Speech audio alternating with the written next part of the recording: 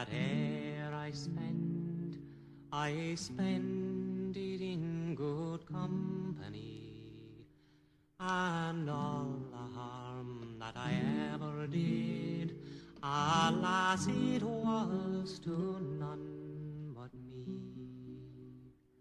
And all I've done for want of wit, to memory now I can't recall. So fill to me the parting glass. Good night and joy be with you all. If I had money enough to spend, and leisure time to sit a while, there is a fair maid in this town that sorely has my heart beguiled. Her rosy cheeks and ruby lips, I own she has my heart enthralled. So fill to me the parting glass.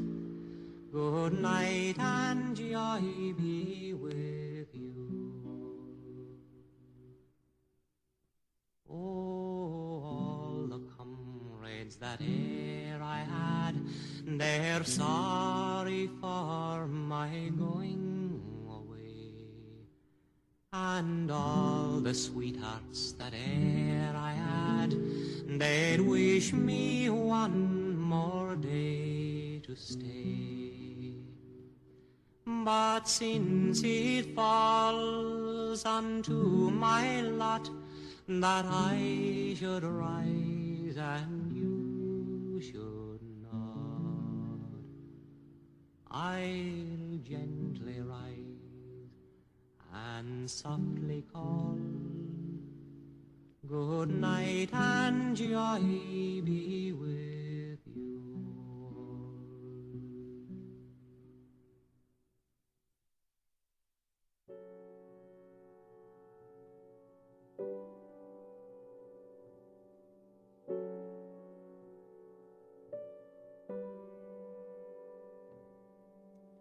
Big sky, summer's day, rainbow end seems far away, with waves of memories, yesterdays, touching hearts and minds again. Do we leave in perfect time? But still it's hard to question why. So many questions in my head. Then an angel took my hand and said, I'm a dreamer, believer, life goes far beyond this place.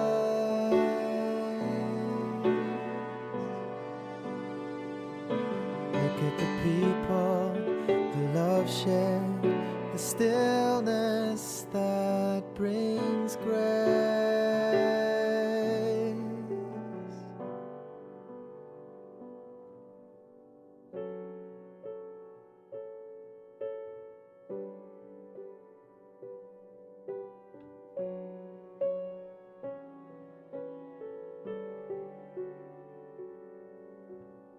Falling leaves, autumn hues, tears fall in streams of change. The core of life is poised and still. Eternal colors, sunset fields. But true light shines out in the dark.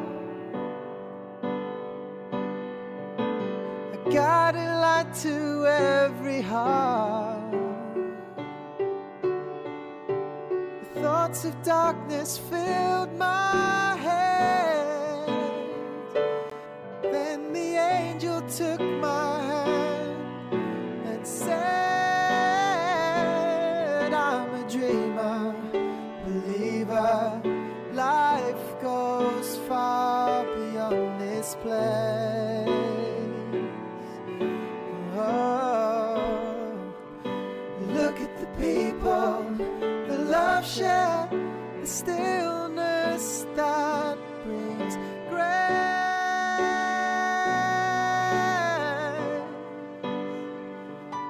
I'm a dreamer, believer. Life goes far beyond this place.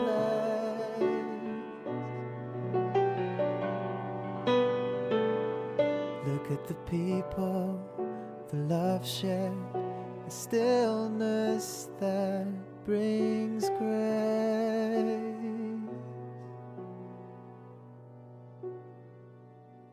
Look at the people, the love shared.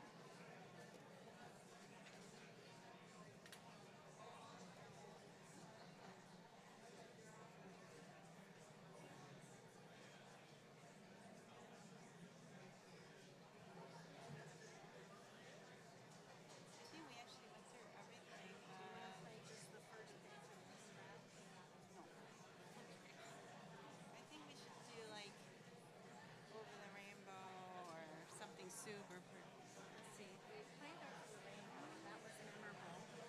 Should we do the Ashok and farewell one more time? Where we come in together. Where we come in together. No, let's do Over the Rainbow. Let's do it. And we'll just do like, how about from 21? On the theme. Okay. Do you want a measure or should I just come in? 2 measures.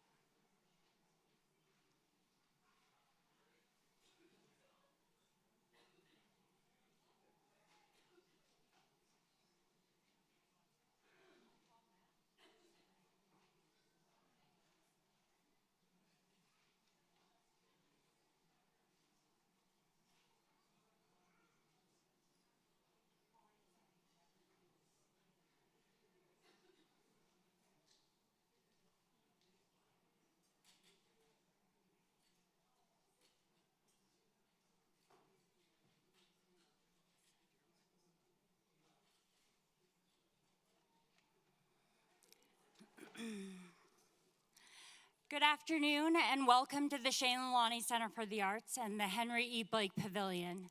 My name is Erica Adams and I have the privilege of serving as the executive director here. Thank you for gathering to pay tribute to Sal Lalani, his life, his legacy, and the love he's left behind. He would have loved to see all of you here and to know that friends from across the globe are tuning in to watch as well. Today is our way of honoring Sal together, reflecting on the countless ways he touched our lives and the joy he brought to the world. This afternoon, we'll hear from a few of Sal's close friends and colleagues, as well as celebrate his life through music, a language he so deeply cherished. Thank you, Angela and Julie, for the beautiful music during the social hour.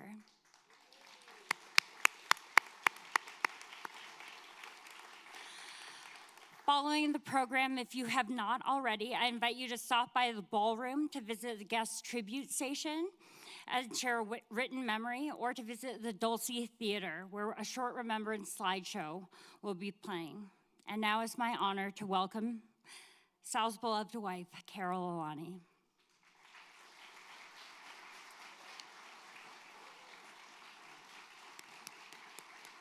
Oh, God. Okay, I guess I don't even have to be on a podium. They made it short for me. Hello. Hi. Well, thank you all for coming. I'm looking out there, the sea of faces, and remember connections, various different connections. It really warms my heart. I'm so grateful to all the staff at the Shane Center for hosting this celebration of life for Sal. When we were at the hospital, one of the last times, which turned out to be close to his last days, he was tethered with IVs, etc., and so thin. After enduring almost 9 months in and out of hospitals, Mayo, Missoula, and Bozeman, but Pastor Kristen was there, and she was praying for him. And he told her, I'm not going to cry, I'm at peace going, but I worry about Carol. I don't want her to have the burden of dealing with the funeral, so I just want a small graveside funeral in Livingston, buried next to our son, Shane. However, our Shane Center family insisted and wanted to host this.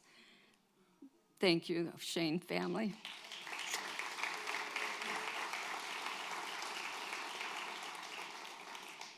It breaks my heart for the challenging couple of years he endured.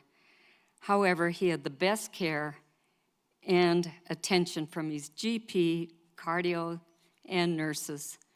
We appreciated that beyond words. I mean, they were amazing. I totally grieve him being gone. We did so much together for over 50 years, sharing experiences here and all over the world. I'll miss him. It won't be easy, as many of you who have experienced this know. You know. We still had plans and dreams. We were fortunate to have had a good life. I pray for you all to carry on, love one another, and cherish time with your loved ones and friends and your furry creatures and four-legged friends, okay?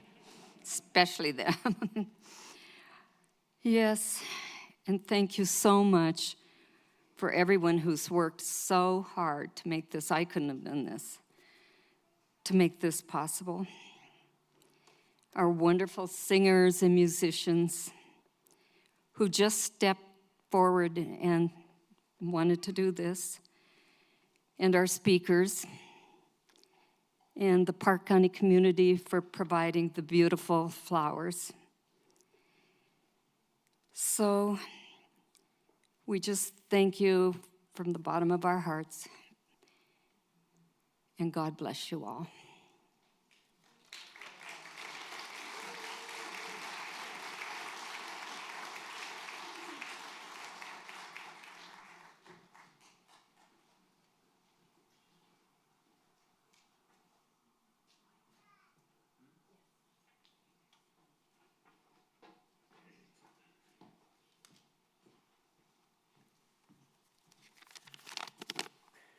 Well, also, hello to all of you. My name is David Gunderson, and is that better? I had the great privilege of knowing Sal during the time when I was rector of St. Andrew's Episcopal Church here in town. And it is just a deep pleasure to gather to celebrate such a kind and generous and graceful man. And to celebrate how richly they have contributed, the whole Lalani family, to the welfare and well-being of this community here in Livingston. I'm wearing this vest today because it gives there's a little story behind it, and it indicates what it was like to know Sal. And Sal and I used to hang out at the Celtic Festival of St. Andrews, and one of the tartans is a black watch, and I think it was that I expressed some great admiration for black watch. And a couple of weeks later, a suit of black watch showed up that I think Sal had made for me. He had it made in Scotland, and it shows up. And the thing is, I don't even know how he did it. I didn't take any measurements or anything. I don't know how he did it. But I think that is kind of a key to Sal. He got things done. Whether it's buying a friend a black watch suit, or working in the world of finance, or contributing so generously to a community. He got things done, and he helped other people get things done. And he was a good man. I mean, I've been kind of thinking, it's one thing to be effective. It's another thing to be effective and good. Not everyone is. There are a lot of effective people in the world who are not really moving for the common good, but are really in it for themselves. And Sal was not. He was a deeply good man. And I hope it does not sound too much to speak of the moral arc of the universe. And if it bends toward justice, and I hope it does, Sal was one of the guys pushing it, trying to get that arc home.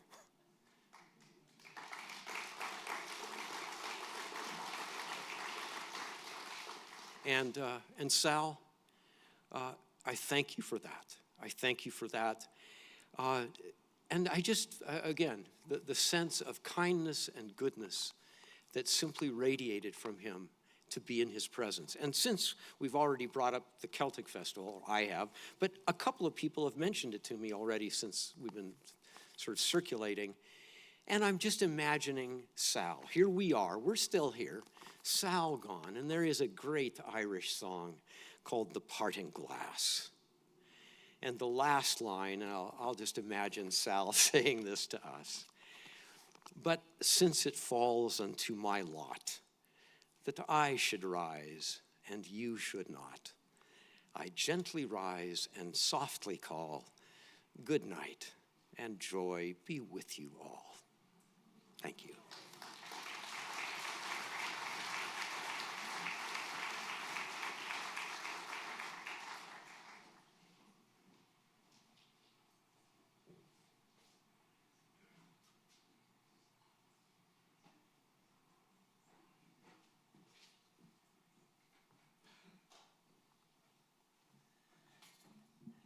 Well, I have to say, it's never been my misfortune to follow a minister, but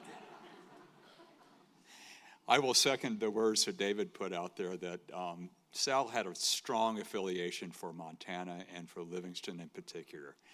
And he and Carol have certainly been so generous to this community and such a broad range of organizations in this community.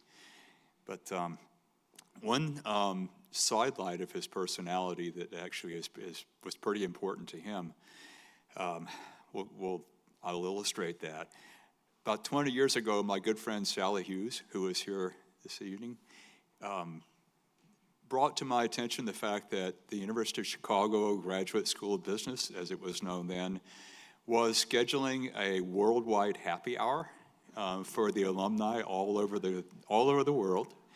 And we noted that the smallest town that was on the list for these gatherings was San Diego.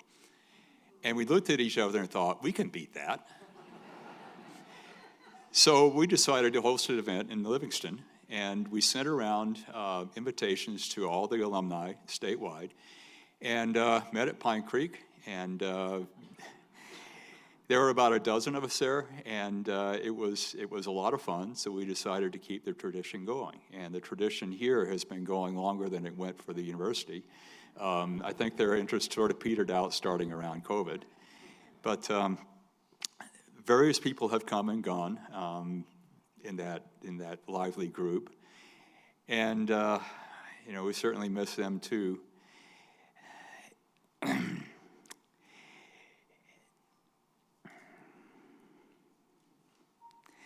I will say one of our most fun occasions at Pine Creek was the evening when we're sitting in the back room, and all of a sudden we start hearing a actually very good salsa band.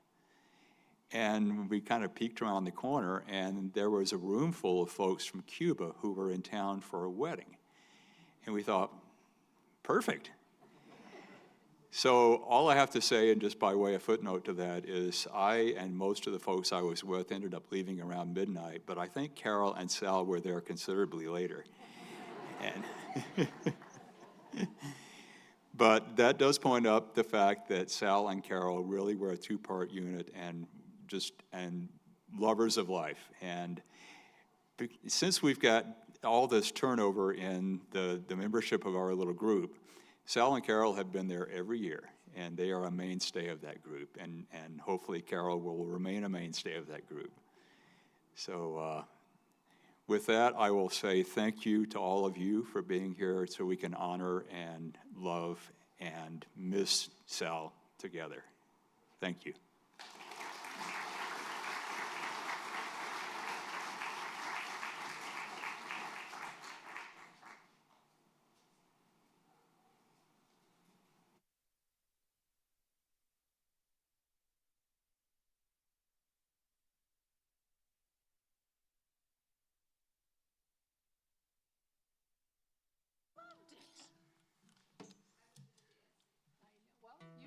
There's still time, Carol.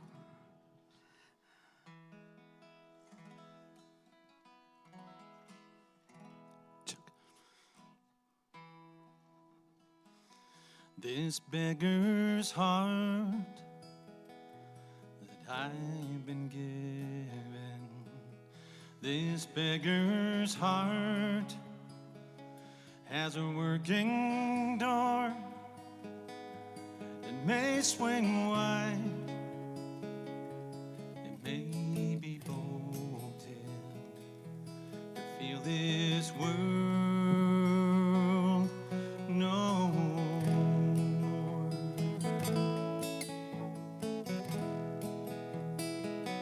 This voice I sing, it has been given.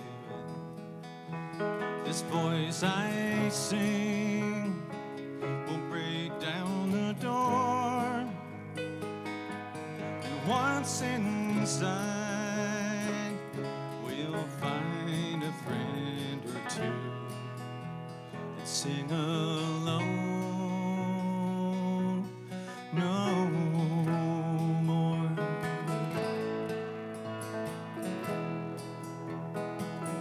These hands of mine will do your bidding. These hands will play in time and tune, and time will show these hands that matter if they have mattered to you.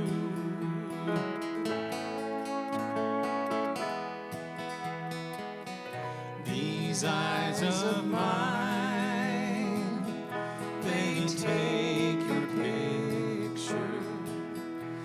These eyes that see into and for, I close my eyes and I still see you and see myself no more.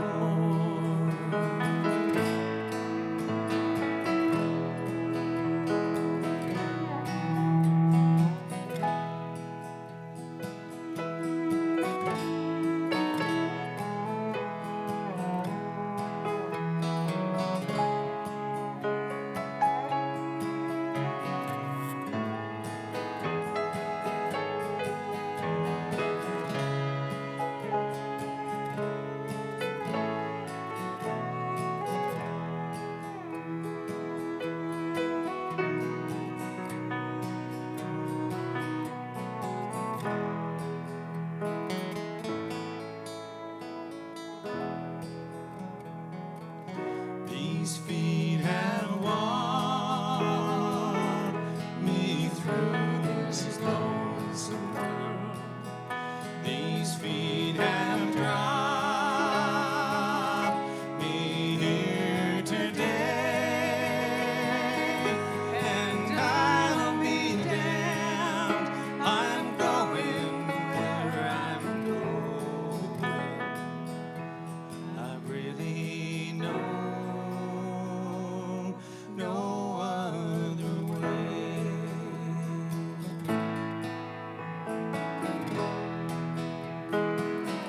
These words I sing, they ring familiar. These words I sing, I've heard before. Oh, fare thee well, my one and only true love. I'll see you in my dreams once more.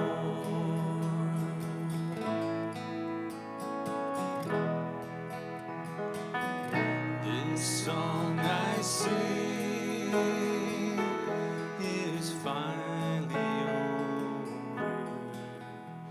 You're free to go about your way. Let's laugh and dance because we both know we'll meet again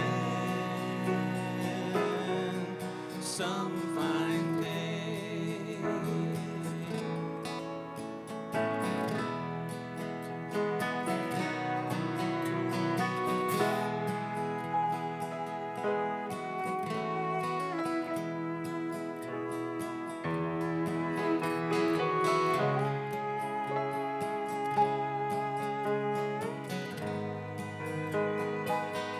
Let's laugh and dance because we both know we'll meet again some fine day.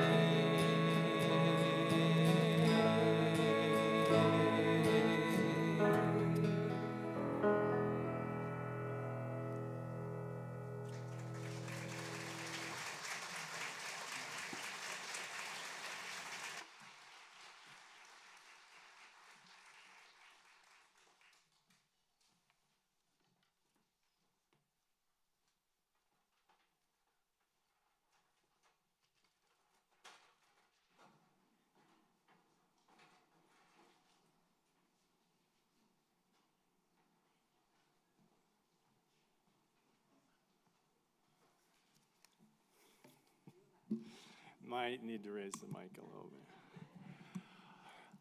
bit. Good afternoon, ladies and gentlemen, and welcome to the Shane Lalani Center for the Arts. For those of you who don't know, my name is Russell Lewis. I'm the artistic director down here at the Shane Center. And, for the past 15 years, it has been my pleasure and honor to start every single production that we do in the theater and out here in the Blake Pavilion with those same words. Always remembering that this is the Shane Lalani Center for the Arts. I jotted a few notes down. Most of you know that I usually speak entirely extemporaneously, but I thought maybe a little bit of plan would be a good idea for this afternoon. At any rate, when I first met Sal, it was almost 15 years ago to the day, actually about a month short of 15 years ago. And it was about 10 days before we were going to open our very first production in what is now the Dulce Theater. I was in the lobby welding the bathroom stalls, literally. Kelly Dowdell came in and said, we have a lunch appointment that you have to make. And I said, Kelly, I'm welding bathroom stalls. I do not have time to take a lunch meeting right now. And she said, no, you're gonna want to come to this meeting. And I did. And from that meeting forward, where I met Sal at the Empty Cup, everything changed for this organization. Prior to that point, we'd been a struggling arts organization at the Firehouse 5 for 10 years, and then we had brokered an incredibly favorable agreement with the city of Livingston to take over this school and this property and turn it into an art center. And we had spent the first 8 months that we were working on this project, begging and borrowing. I think we stopped just short of actual theft, but it was just short. But we had gotten to the point where we were able to open the theater. And our plan was, my plan, along with Kelly and the board of directors at the time, was to probably spend about a decade outfitting the rest of the Art Center and bringing it fully online for the community. We were like, by the time we raise the money and actually do the work, we're probably looking at about a 10-year commitment. And in a single lunch and with a single gesture, Sal changed all that. And he helped us bring this community art center online within a year and a half of that original date. And it was incredible. At first, I was giddy, and then I sort of began to realize the awesome responsibility that we had been charged with, because this was not just a man who only believed in what we were doing and our mission, but who had honored us by trusting us with the name of his son and the ongoing legacy of his son. And how were we to preserve that? And so from that day forward, every single decision that we make here at the Shane Center is governed by that principle, that we need to honor Sal's intention, and that was to honor Shane's memory. And so that's how we move forward with everything that we do here, making sure that we are holding true to that. And then over the last 15 years, we had sort of numerous phases in our relationship, Sal and I, and Sal with the organization. At first, there was some trust building. He had trusted us, and we had to learn to trust him, and vice versa. And throughout some difficult conversations over the years, and never about what we were trying to achieve, but just sort of tactical decisions about how to achieve it, we sometimes had differing opinions. But Sal and I came to a very good place where we understood one another, and what was most important was the ongoing success and permanence of the Shane Lalani Center for the Arts. And everything that we did, we wanted to do to make sure that we were furthering those two ideas. So over the years, we began to trust one another. I think he began to trust that we were going to hold up our end of the bargain, and we were incredibly grateful for his generosity. And then it took another turn when Sal actually joined the board of directors a number of years in. And it was an incredible sort of transformation of that relationship, because having Sal all of a sudden at the table where the decisions were being made all the difference in the world. And he felt included in what we were doing and a part of the vision. And he helped guide us and offered his incredible expertise to everything that we did. And we simply would not be the organization that we are today without his participation, both as a benefactor and as a board member. Sal's legacy in this community is immense. I and his legacy worldwide, I believe, is immense. He lived an incredible life and an incredibly fortunate life, and he believed in sharing his good fortune with others. Whether it was those nearest to him or whether it was people who were somewhat further distant from him, I think Sal believed that through his actions, he could make the world a better place, through his generosity and through sharing his good fortune. And he certainly did that with everyone here at the Shane Center, and through that, everyone in this community. Whether it's the hundreds of community theater volunteers that have been through the program over the last 15 years, a part of our shows, the literally thousands of kids that have appeared in our productions and will forever associate positive memories with the idea of the Shane Lalani Center for the Arts and the Shane Center.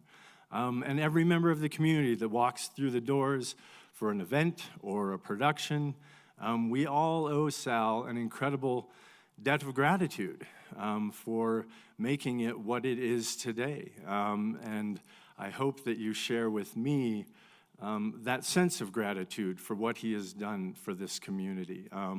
He believed in our mission, which was that an arts center could make a better world and we could improve the lives of every person here in this community, in the small community in which we lived. And he bought into that idea and through his actions helped make it happen. So I know that I personally and everyone whose livelihood is involved with the Shane Center owe him an incredible debt of gratitude, but I also believe it extends farther than that. Sal's legacy is a legacy of generosity, a legacy of a father honoring his son, and a legacy of using wealth as a means to an end. It wasn't about accumulating wealth and accumulating good fortune for the sake of it itself, but because of what it allowed him to do, which was make the world a better place. And for that, we are all eternally grateful. So with gratitude, thank you, Sal.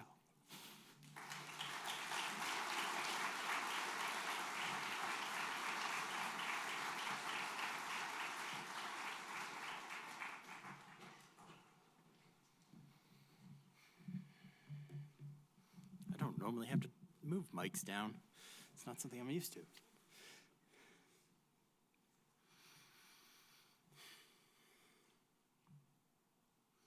The story of Salim Lalani is best told from a dinner table.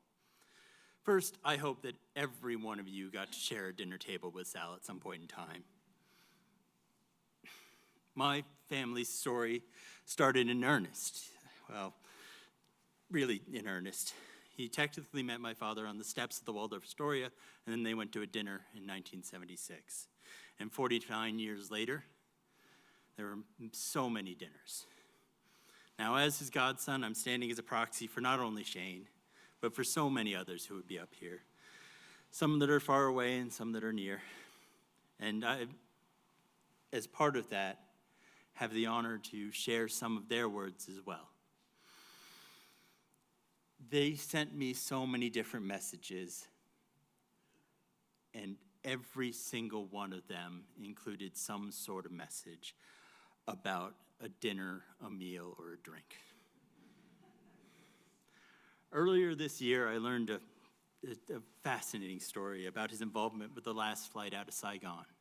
He was working in Manila at a cocktail party with a bunch of the bankers, and they realized that the flight was coming in, stopping in Manila. They gathered together and got sandwiches and sodas and gave them to the people on the plane who weren't able to get off because they didn't have visas to stop in Manila and were flying on to Guam. There were stories of the Chinese restaurant in Esher, this big, huge table with this big spinning round center so you could switch around what you were eating, and it was always filled. And it was always with Shane's classmates that he did this. At a certain point, once they reached the right time in life, there was also a drink there too. He would put on Thanksgiving dinners every year in Sarasota at the beginning of a cricket tournament. Now, cricket isn't an American sport, so most of these people had never had a Thanksgiving dinner before, not a real one. He loved doing that. He loved showing them this real Thanksgiving and this real Thanksgiving dinner. He would talk to me solemnly about his last meal with Shane and with his friend Barry. So many talks about different meals. Now, 99 or 95% of his meals involve some kind of spice. And I think that's a great way to understand how he interacted with the world. He would find a way to get some sort of spice into his meal. Sometimes it was Tabasco, sometimes it was green chilies. But he would work with whatever waitstaff there was to try and find a solution so that he could have the heat he wanted, not necessarily so that everybody else had to be eating the hottest thing on the planet. I think that vision is what brought him tremendous success in life in all facets. He wanted to work together. He wanted to find that commonality with whoever he was dealing with. Sometimes it was the waitstaff, sometimes it was a business partner. He had a tremendous love for sport, most notably the cricket. And while Shane was in school, the boys' cricket team, he helped fundraise for a scholarship, and he tried to get things so that they had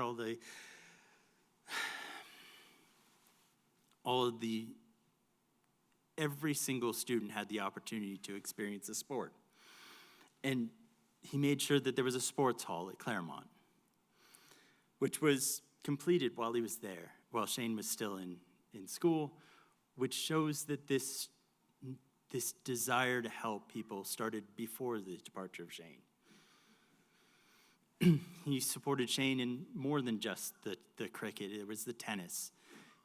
He was so supportive of tennis and Shane that Shane went on to help and participate at Wimbledon because he had played against some of the players that were coming up and nobody knew about. Shane was able to participate with the broadcast crew and tell them what the broadcast crew hadn't researched because somebody was so good at tennis.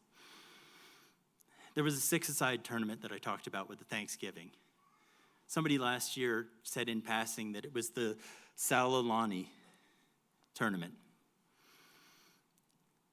It was described as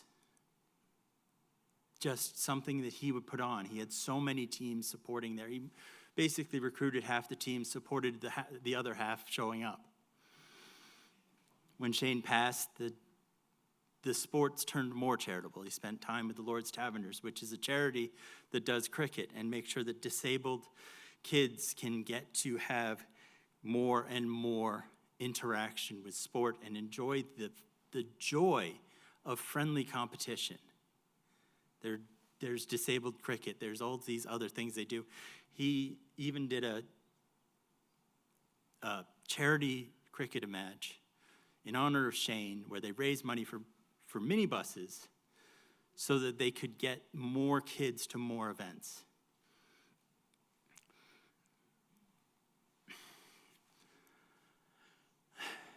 There's a lesson I really love, and it talks about three great ideals in life: faith, hope, and charity. And of the three, charity is the greatest, because faith in God, hope in immortality, and charity to all mankind. The greatest of these is charity. For our faith may be lost in sight, hope ends in fruition, but charity extends beyond the grave through the boundless realms of eternity.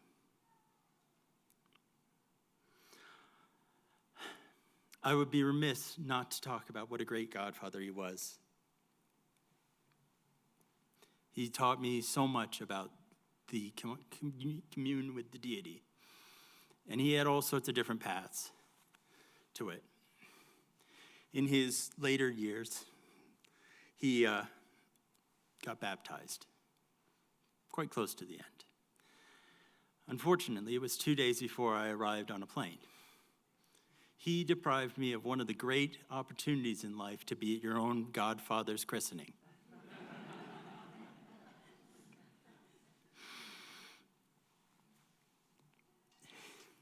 He would constantly give me good advice, and when I, as a younger man, didn't listen to it, wouldn't admonish me when things had gone horrifically wrong. He would just greet me with the few words of support, asking me what I had learned and how I was going to go forward and make a better decision next time.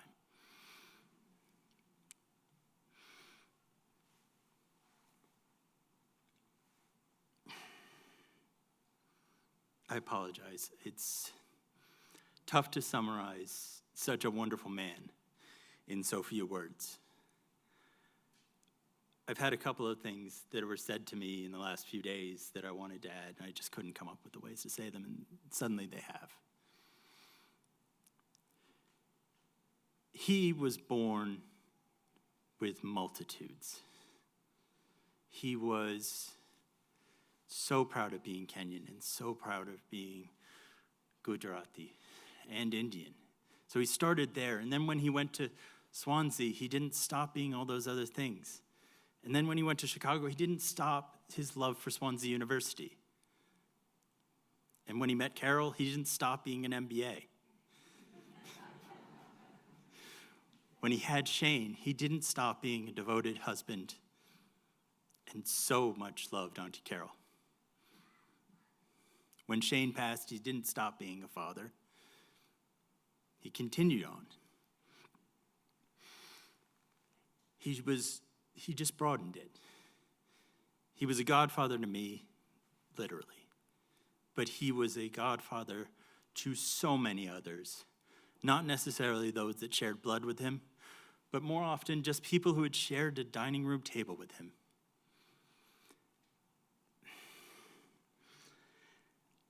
Most of my great mistakes in life were when I didn't listen to Uncle Sal. Thankfully, I don't do that anymore. I learned better. He had such a broad love for everybody, everywhere, and never understood why you would be vengeful. And you can't beat that. People say he was a good man. He was also a great man. In equal measure, and those are rare. If you saw some of the a ton of the photos in the Dulce today, in the slideshow, you saw that they were at weddings because he had that understanding of his love with Auntie Carol wasn't unique. He celebrated love everywhere. He was the perfect wedding guest. And people kept inviting him because they knew that. You wanted him there because he was going to dance in his bolo tie and have one too many drinks.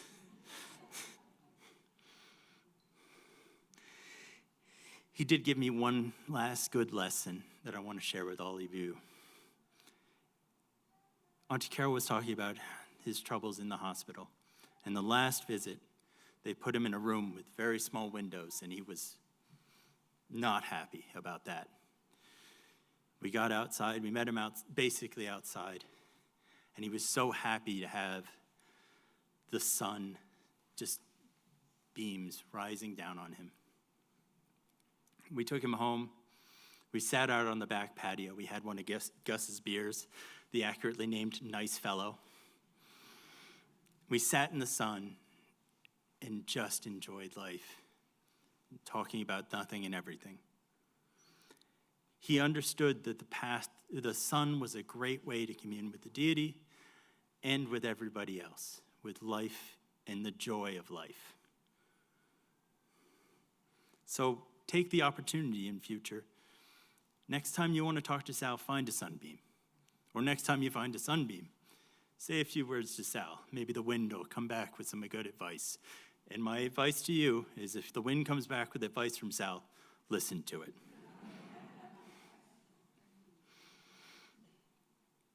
There's one more thing that I want to finish with.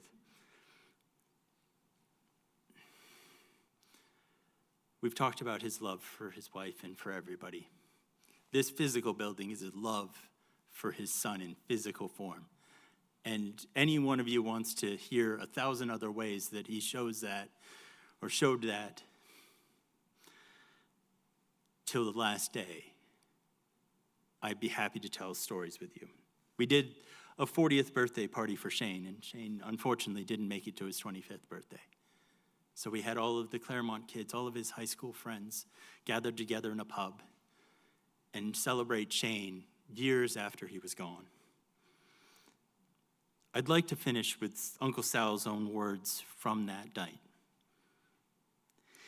Isn't it wonderful that we can all still be together, to celebrate, to share, to better feel the love between us, and to know that the next generation is in process.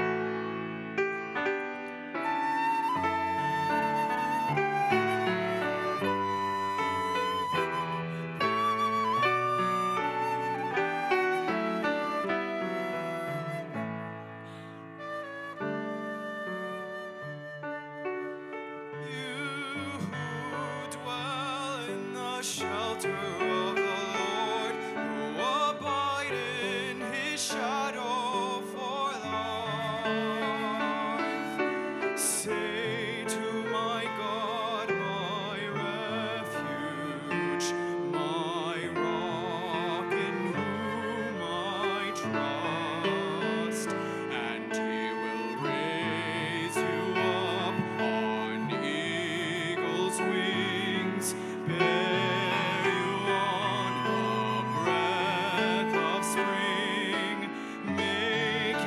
Shine like the sun and hold you in the palm of his hand.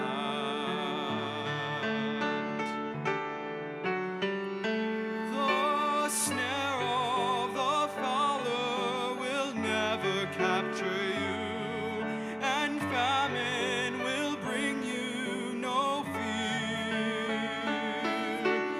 Under his wings your refuge, his faithfulness your shield, and he will raise you up on eagle's wings, bear you on the breath of dawn, make you to shine like the sun,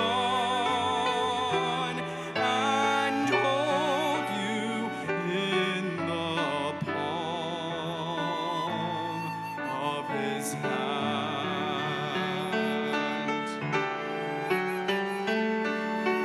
For to his angels he's given a command to guard you in all of your ways. Upon their hands they will bear you up, lest you dash your foot against a stone. And he will raise you up on eagle's wings, bear you on the breath of dawn, make you to shine like the sun,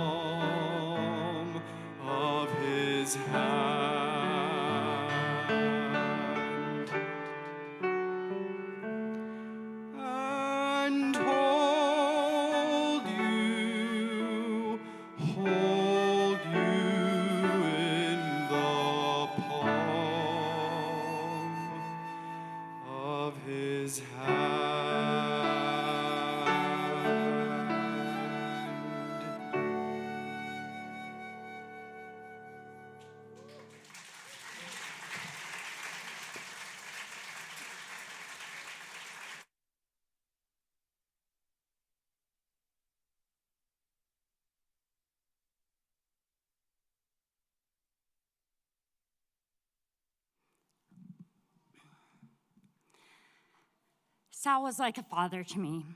I first met Sal and Carol when I was just a kid, and my mom was her private landscaper.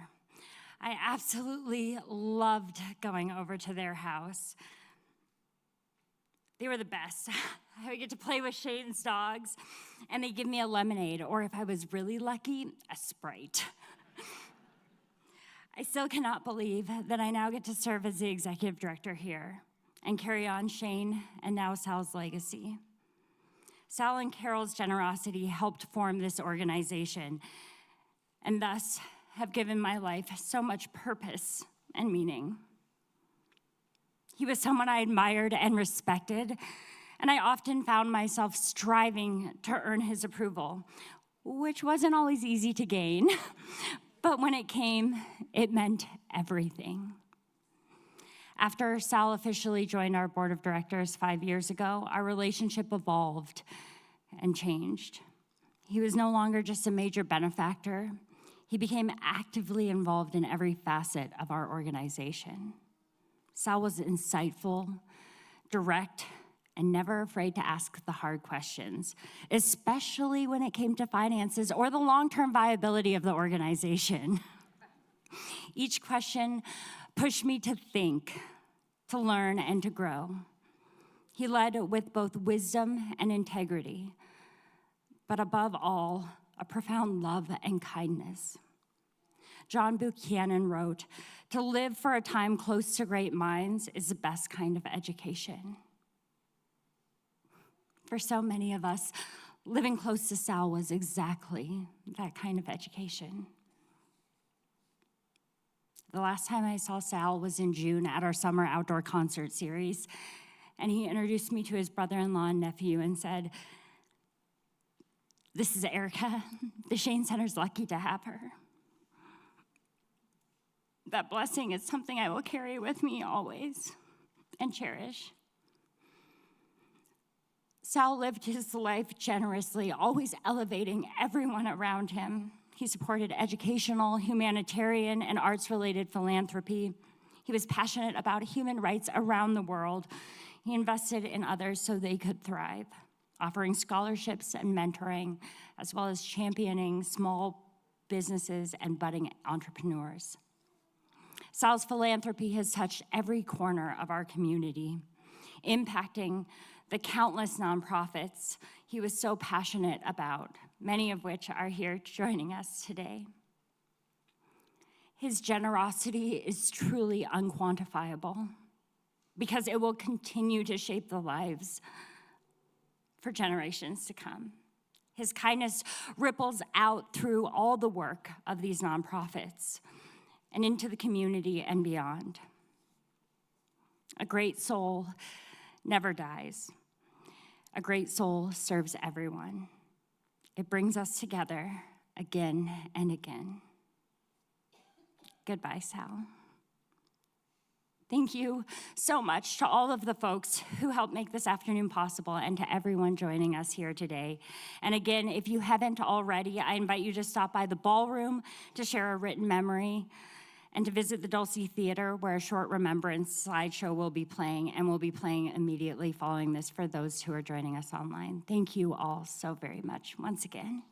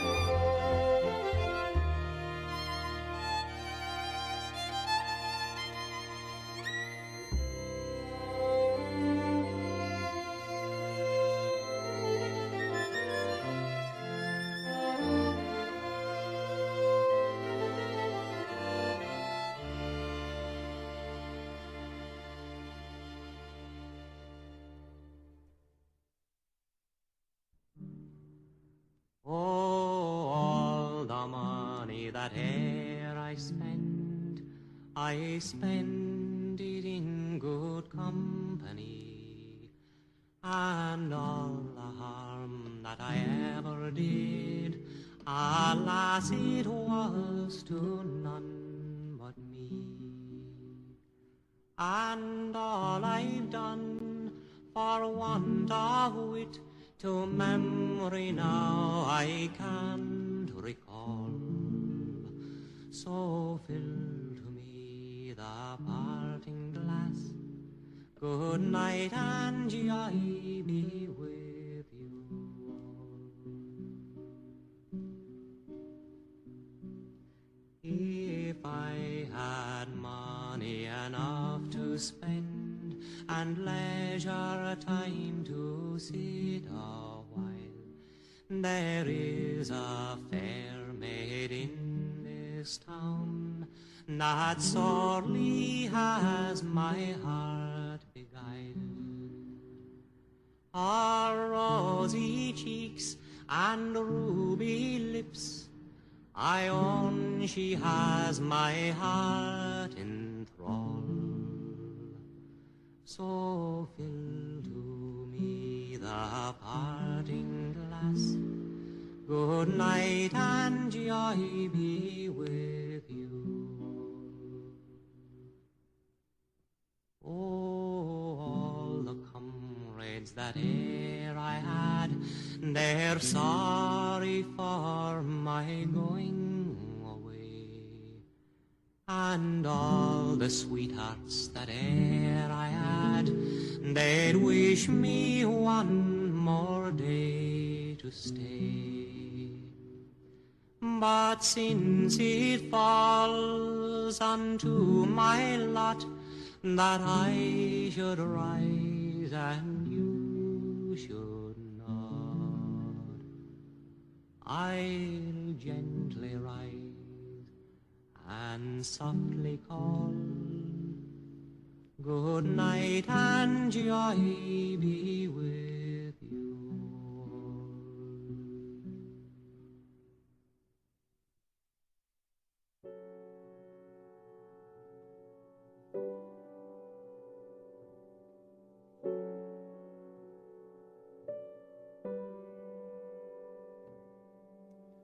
Big sky, summer's day, rainbow end seems far away, with waves of memories, yesterdays, touching hearts and minds again. Do we leave in perfect time? But still it's hard to question why. So many questions in my head. Then an angel took my hand and said, I'm a dreamer, believer, life goes far beyond this place.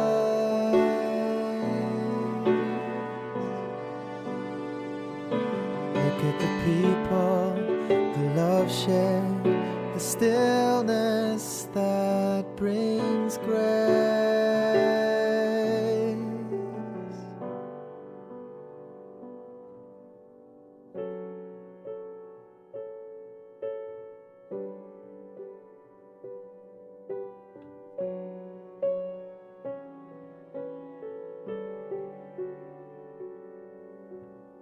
Falling leaves, autumn hues, tears fall in streams of change. The core of life is poised and still, eternal colors, sunset fields. But true light shines out in the dark, a guiding light to every heart. thoughts of darkness filled my head. Then the angel took my hand and said,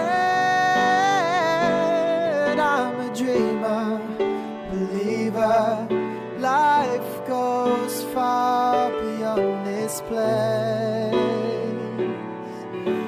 Oh, look at the people, the love shared, the stillness that brings grace.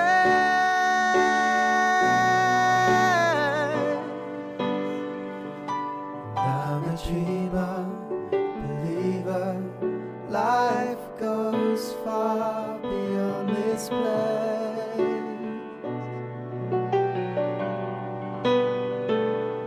Look at the people, the love shared, the stillness that brings grace.